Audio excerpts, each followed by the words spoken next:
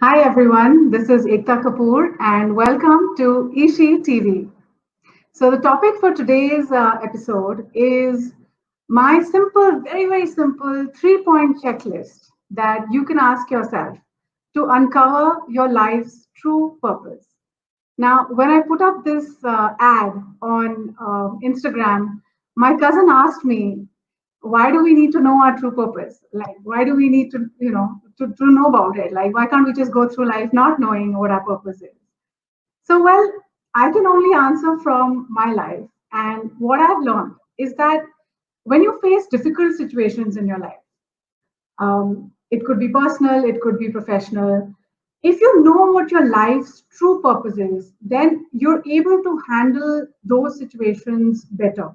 You're able to bounce back faster, and you're actually able to grow through those challenges in your life. Instead of going down or instead of becoming cynical, you're actually able to push through it and grow through those situations in your life. And when you're faced with that kind of a problem, you don't think of it as a problem anymore. You think of it as a source of fuel which is going to power the next stage of your life. So it could be any kind of a failure, but you're going to move in one direction, and you'll have that that sense that, okay, this is the direction. It's like a compass. You know that you're moving in this direction. You don't feel lost, you don't feel helpless, because you know that I have to get from this point to this point, and it doesn't matter how many obstacles I have to face in the way. You know that you're going to go there and you're going to get it. So having that kind of a direction in your life, it's very enriching, and it gives meaning even to the most difficult circumstances of your life. And what I have also noticed is that not only it enriching, it's not just about enriching your own life, but it also improves your relationships with other people, because you're able to relate with them in a more meaningful way. Your relationships are no longer superficial or transactional. They actually have a certain depth to them. You're able to connect with people at a deeper level.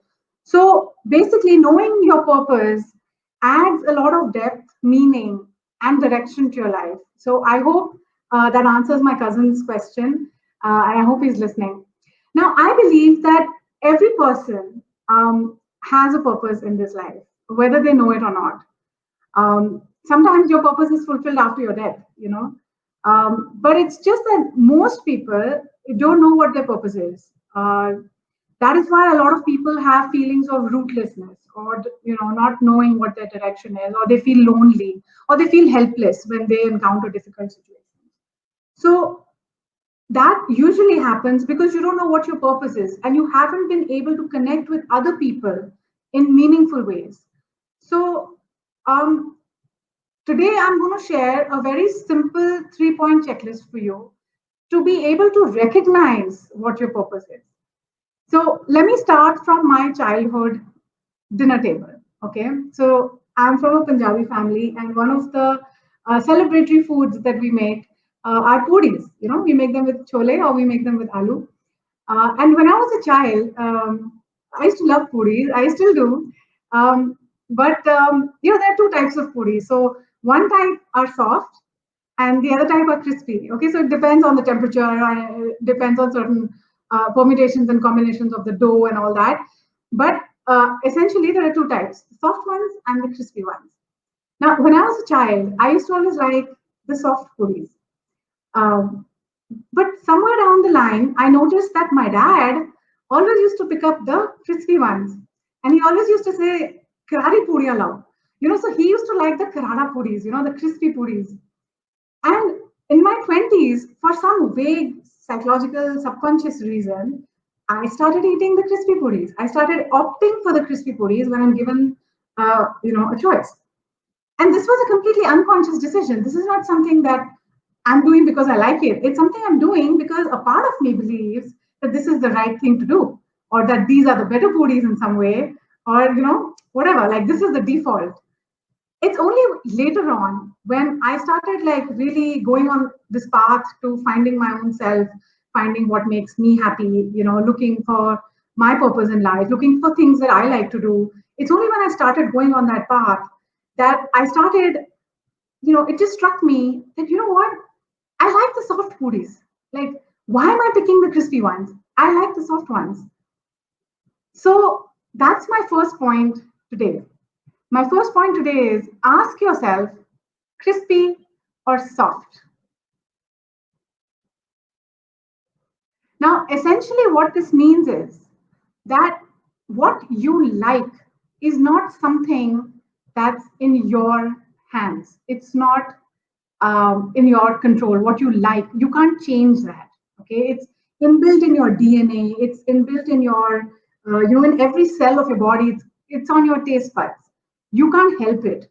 So it's the same thing with your purpose. Your purpose is not something you decide. Your purpose is something that's already decided for you. It's something that you have to wake up to. And it's something that you have to realize and accept and understand that this is what makes me happy. And this is what drives me. And this is what I want to do. And this is what gives me satisfaction. So, for instance, if I like, if I have discovered that my purpose is to empower women, or if my purpose is to write a beautiful article that makes people think, I'll do it not because, not for any other reason except that it gives me happiness to do it. There's something within me that drives me to do it.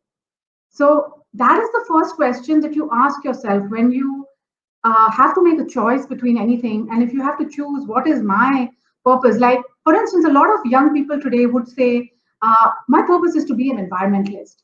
Now, is that really your purpose? Or is that something because you're hearing so much about climate change, or you're hearing your parents talk about it, your friends, your school talk about it. So you think it's your purpose. So it's like me eating the crispy puri. But when it comes down to it, there's something else entirely that makes you want to get up every day in the morning, even if nobody is going to pay you for it. You're still going to get up in the morning and you're going to do it. Like there are some children who will jump out of bed, if they have to play a video game. But tell them to go, it's a school morning, they have to go to school, and then they'll be like, oh, I can't get up today. Your purpose is something that's inbuilt in you. It's something that you like it or you don't like it. You may pretend that you want something else that is cool or that's trending or something that everybody else seems to be doing, but that may not be your purpose. So that's the first question you ask yourself. And I'm going to just play it again for you so that you remember. Understand what puri you like. Do you like the crispy ones or do you like the soft ones? Now, coming to the second tip, the second checklist, or the question on the checklist.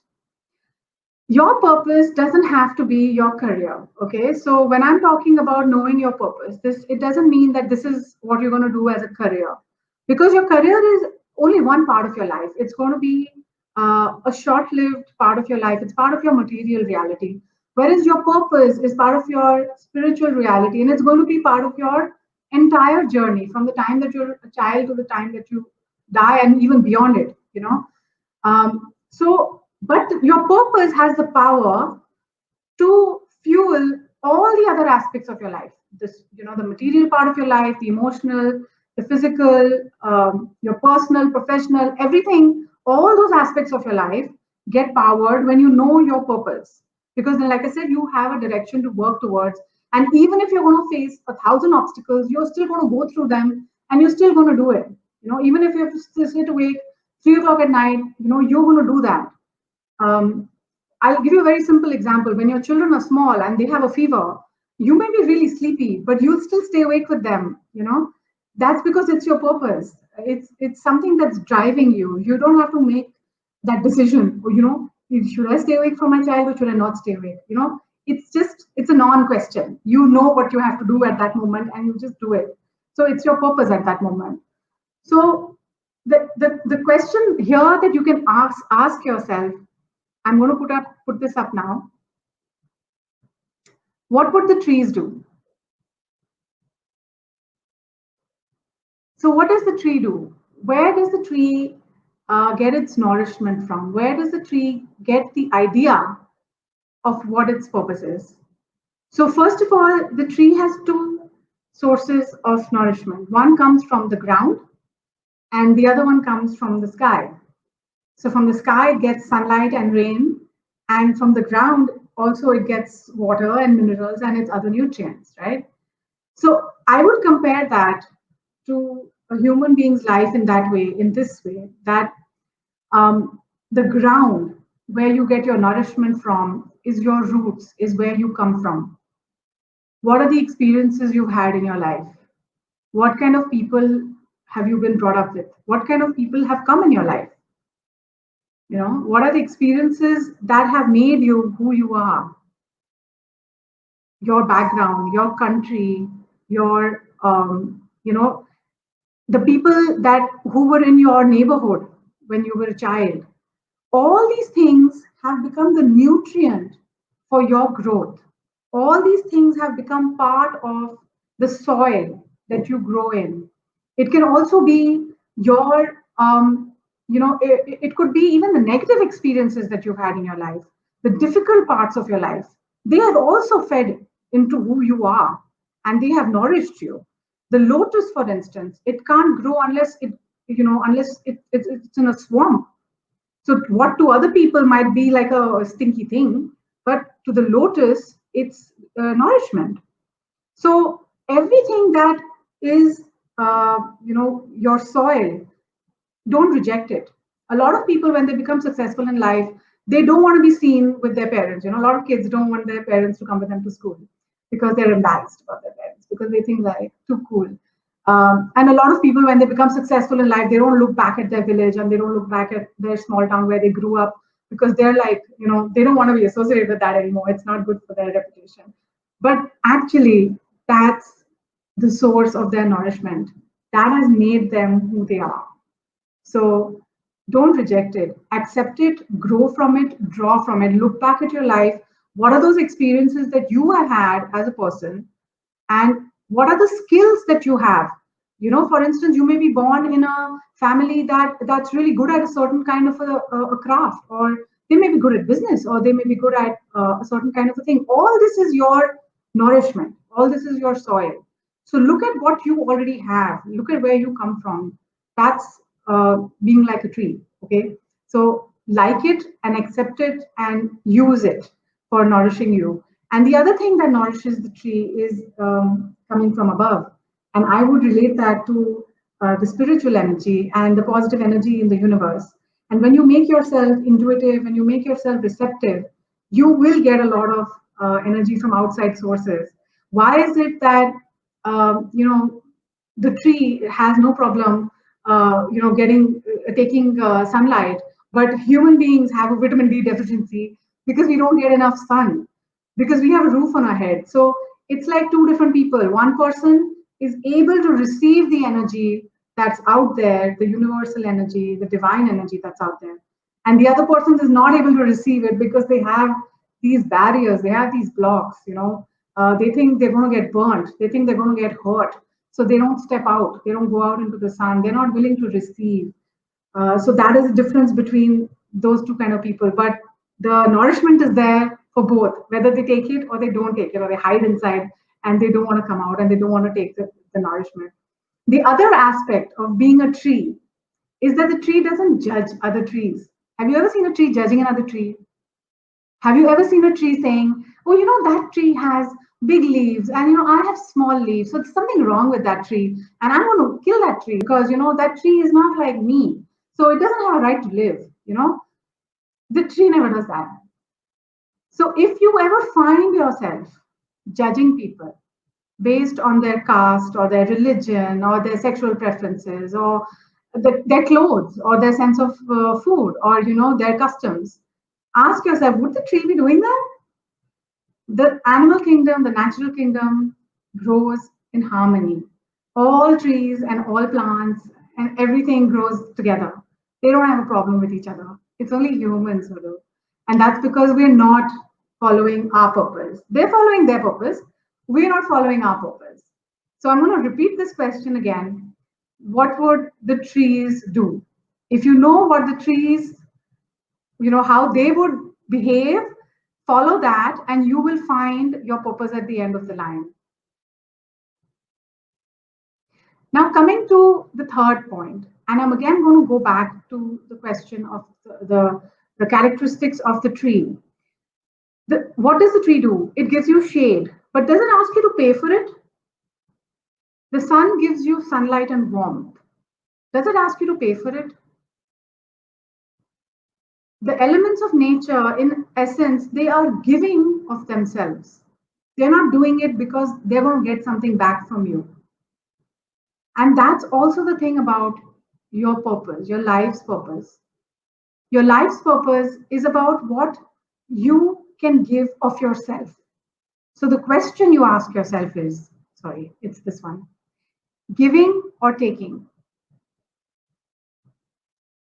Are you giving of yourself, or are you doing something because you're going to get something out of it? It's something that you're going to benefit out of it. Because if you're doing something for the purpose of earning something from it, it could be earning money. You could be doing it to earn votes, you could be doing it for power. You could be doing it even for somebody's attention. You may be seeking somebody's attention. So you may be doing that particular action. But if you're doing that, it's not your purpose. It's your purpose if you're giving. I'll give you an example. My mom and my best friend Kaveri, they love cooking. And they're in their element when they're cooking. And the only thing that they want is that you should eat it and you should enjoy it. You should get pleasure and nourishment from it. And that's all that drives them. They're willing to stand in the kitchen in the heat and sweat and everything, but they want to create this perfect thing for you. They're not doing it for themselves, they're doing it for you, for their family, for the people they love. Now, have they ever asked you for money? Is their food going to be more tasty if you pay them for it? No, not at all. The profit motive is not existent in these cases. So for people who are living life according to their purpose, they're not thinking about what they're going to get back from it. They're thinking about what they can give, what their special talent is. You may be a very loving person, you may love animals, you may love children. So they're giving. So you go out there and you love animals and you love children. So when you're giving something of yourself, you're on the right path. When you're taking something from someone, it's most likely not your purpose, it's something else. So I'm going to give some examples from my own life because I'm best at my own life. I'm an expert in my own life. So going to the first point, what I discovered about my purpose is that I like to empower women. Now, it's when you come to the question of liking the crispy or the soft, it's something I like. It's something that makes me happy. It makes me satisfied. It gives me fulfillment to know that I have changed somebody's life in some way, or I've helped them in some way, or I've enriched their whole existence, or I've taught them a new way of thinking. So that gives me happiness. It's something that I'll do even if you don't pay me for it. I still want to do it because that is what I've discovered is my purpose. Now, what would the trees do is I take nourishment from my own experiences as a woman, from everything that's happened in my past, the bad experiences, the painful experiences, the happy experiences, the love, everything that I've already had in my life, I use that as the fuel which drives me. And I also I'm receptive to divine energy. I am grateful when I'm given something that, I know that is coming from a divine source. I don't want to take anything for granted. I want to have a lot of gratitude for everything, even the fact that I'm sitting here in front of the computer and I have this connectivity and able to reach out to people. It's a divine gift. So it's part of my receiving from the universe and not rejecting it and saying, oh, this is not for me, I'm going to go for that, So I'm accepting it and I'm receiving it and I'm then coming to the next point. What am I giving? Am I doing this because I'm going to get something out of it? That was not why I started what I do, I wouldn't be doing this if I was doing it for a profit motive. I would be doing something else entirely. And that's okay too. Like I said, your career doesn't have to be your profession. If you can bring them together, and very few people in the world can actually do that, but if you can bring them together, it's a wonderful life. It's a great way to live if you can bring your purpose and your profession together. But if you can't, that's perfectly all right, because most of us, it takes a very long time and a lot of blessings of the universe really to be able to reach that point where you can bring those two things together. So I'm going to leave you with one point, and yeah, I'm just going to say hello to my friend Kaveri, whose cooking skills I was just praising, and hello to Manvi as well. Hi, Manvi. And yeah, so I'm going to leave you with this one point. Um, in the Gita, Krishna tells Arjun, know what is your swadharma. Now, swadharma is a word that in a lot of people have used it as your caste ordained duty, but I prefer Sri Aurobindo's translation of it, and he uses it as calling, your life's purpose. So your swadharma is your life's purpose. It's your calling. So he says in the Gita, know what is your swadharma. Find out what is your swadharma, even if you have to spend your whole lifetime looking for it. Even if it takes your whole life, keep seeking what your purpose is. And then when you find your swadharma, follow it to the rest of your life. Don't betray your swadharma. Know what your calling is and then pursue it to the end of your life. Because that's what the universe, that's what God wants of you. So that's it from me for today. I hope I was able to give you some points, something to think about, some direction to go if you're looking for a purpose in your life. And I'll see you now next week on Friday, where we'll have another episode of Ishi TV. So thanks a lot, everyone. Thanks for being here.